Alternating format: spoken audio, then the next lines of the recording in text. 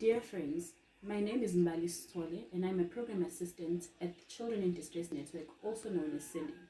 We are a network of over 200 civil society organizations working with vulnerable children and caregivers. We are based in Pietermaritzburg, South Africa. Our country is currently on the day 4 of a 21-day lockdown as part of our government's response to the COVID-19 pandemic. These are scary and anxious times for many, but particularly for the poor and vulnerable.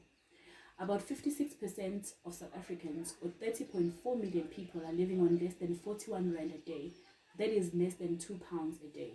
When we add this to the HIV and TB pandemic, the crowded and unsafe living conditions for many communities who face daily challenges to access water and sanitation, and the inequalities within our healthcare system, the situation becomes even more concerning.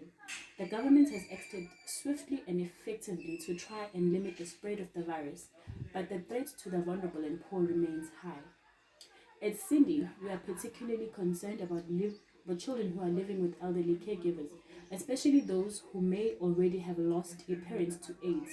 The elderly are highly vulnerable to the virus and in many countries have been isolated first to protect them. In South Africa, this has just not been possible. Many of these caregivers also supplement their government's pensions and grants with small businesses to assist them in meeting the needs of their children. During the lockdown, this is not possible as we are not sure how our economy will respond after the pandemic is over.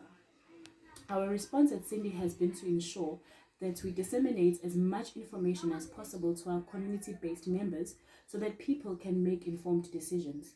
We are also working with our NGO partners to provide direct services to children to link them with other key stakeholders in support of their work.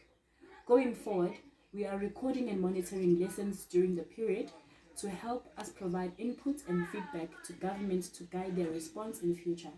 We are grateful for the solidarity and support of our fellow members of the Family for Every Child Alliance who share their resources with us, encourage us, and help us to feel less alone during this time.